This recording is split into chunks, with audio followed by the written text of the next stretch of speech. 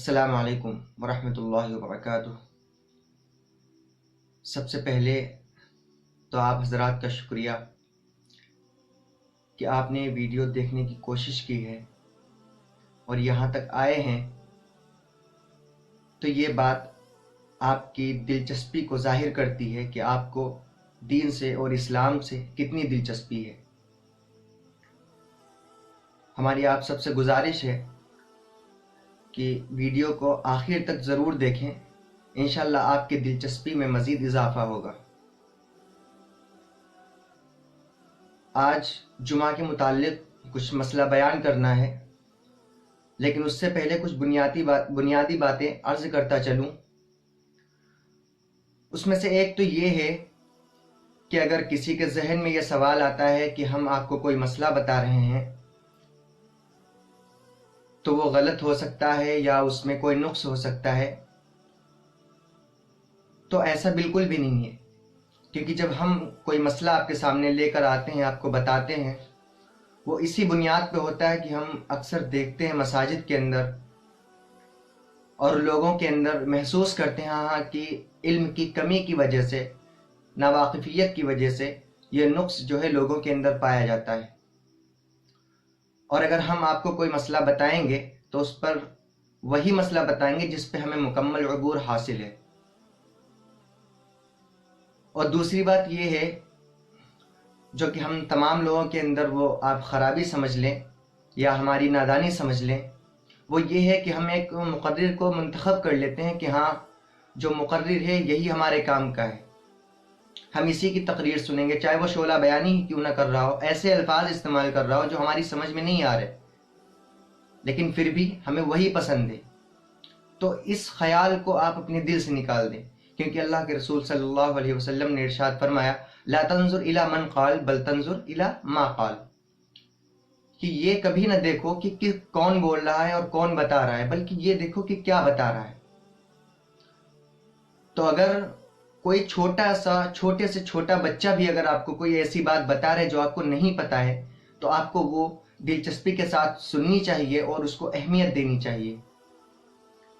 और अगर हम आप तक कोई मसला लेके आ रहे हैं तो इसमें हमारा ज़ाती मफाद कोई भी नहीं है, यह सिर्फ कोशिश है कि इस्लामी तालीमात को आप लोगों तक पहुंचाया जा सके।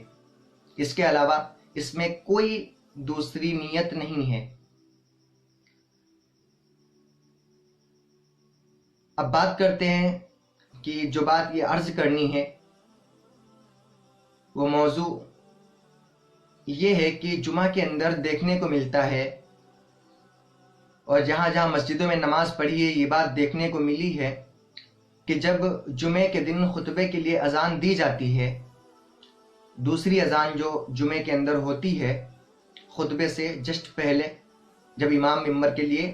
मिंबर पे बैठता है उसके सामने जो अजान दी जाती है, तो लोग बड़ी कसरत से उसका जवाब देने की कोशिश करते हैं और बाज़ लोग तो ज़बान से और तेज़ आवाज़, बुलंद आवाज़ के साथ उसका जवाब देते हैं। तो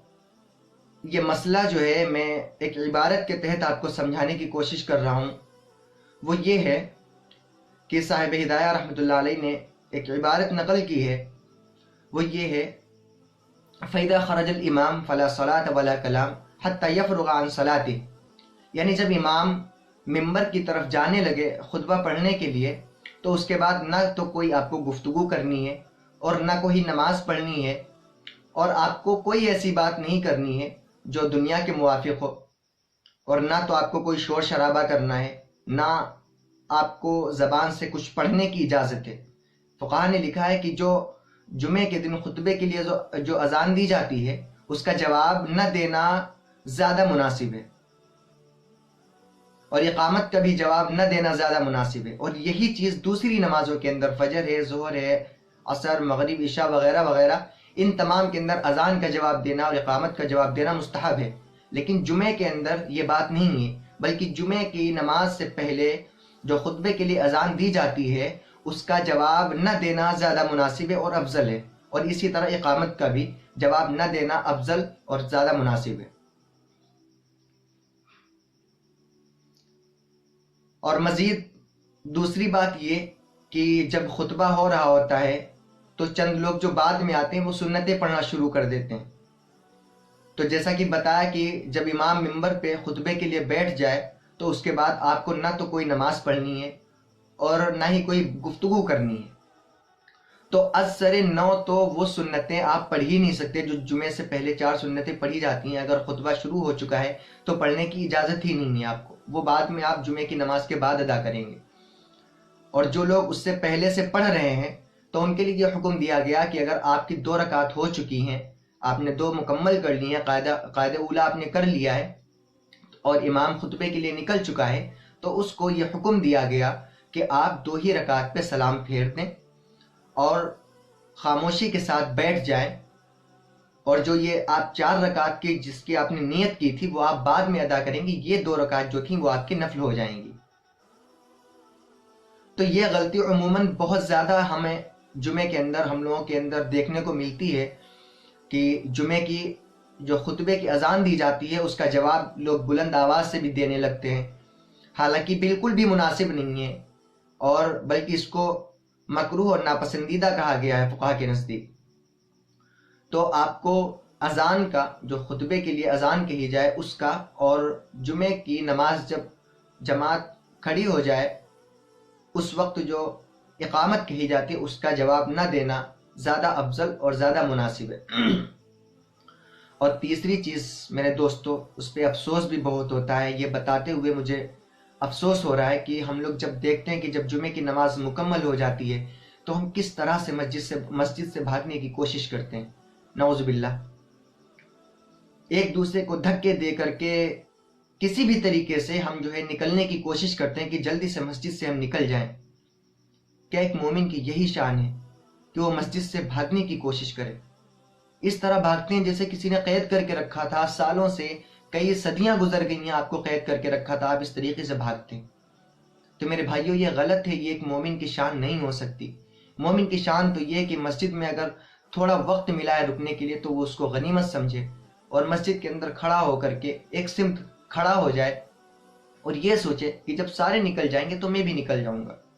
یہ ہے مومن کی شان کہ مسجد میں اس کے دل کو سکون ملنا چاہیے، نہ کہ یہ کہ اس طرح بھاگنے کی کوشش کرتے ہیں جیسے ان کو کوئی زبردستی کھینچ کر کے مسجد کے اندر لے کے آیا تھا اور یہ ان کو سزا دی گئی ہے، جو 2 رکعت انہوں نے فرض پڑھی ہے اور اس کے بعد جو ہے ان کی سزا پوری ہو گئی، اب یہ اس قید سے بھاگنے کو تیار ہونے، بھاگنا چاہ رہے ہیں۔ میرے دوستو وہ جمعہ کا دن ہے، اللہ نے آپ کو اتنا معزز بنایا، آپ کو توفیق دی کہ آپ مسجد میں چل کے آئیں، تو آپ اس کو غنیمت سمجھے، اس وقت کو غنیمت سمجھے۔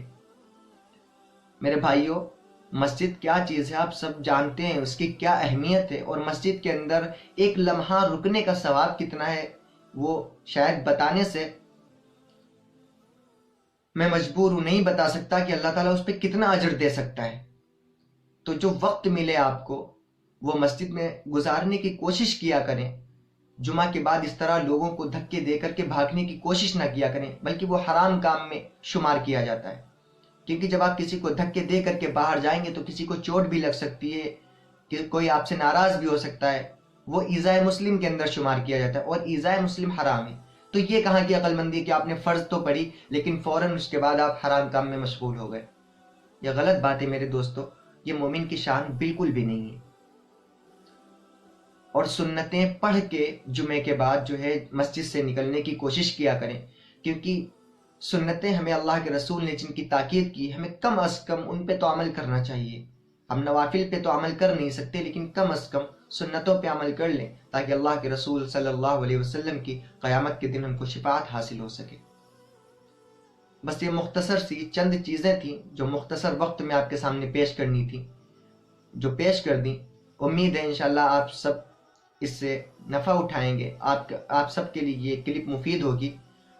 اور آپ سے گزارش ہے اگر ویڈیو اچھی لگے تو لائک کر دیں اور لوگوں تک اس کو زیادہ سے زیادہ شیئر کر دیں، کیونکہ اکثر لوگوں کو یہ مسائل معلوم نہیں ہے جو عام طور پہ پیش آتے ہیں۔ یہ ہم کسی سے پوچھنے کی بھی کوشش نہیں کرتے اور کوئی ہمیں بتانے کی بھی کوشش نہیں کرتا۔ یہ بہت اہم مسائل ہیں کہ ہم جاتے تو ثواب کی نیت سے لیکن ہم گناہ کما کر کے واپس چلے آتے ہیں، نعوذ باللہ۔ اللہ ہم سب کی حفاظت فرمائے۔ اور آپ سے عرض یہ کرنا ہے کہ ویڈیو کو شیئر کرنے کے لیے آپ سے اس وجہ سے کہا جاتا ہے کہ جو ہمارے مسلم بھائی جو ان مسائل سے دور ہیں، جن کو اس کی معرفت نہیں ہے، پہچان نہیں ہے، جن کو اس کا علم نہیں ہے، ان تک یہ مسائل پہنچ جائیں، اور اس میں آپ اگر ہمارا ساتھ دیں گے تو انشاءاللہ وہ آپ کے لیے صدقہ جاریہ بنے گا، وہ آپ کے لیے دنیا میں اور قیامت میں انشاءاللہ نافع ہوگا۔ السلام علیکم ورحمۃ اللہ وبرکاتہ۔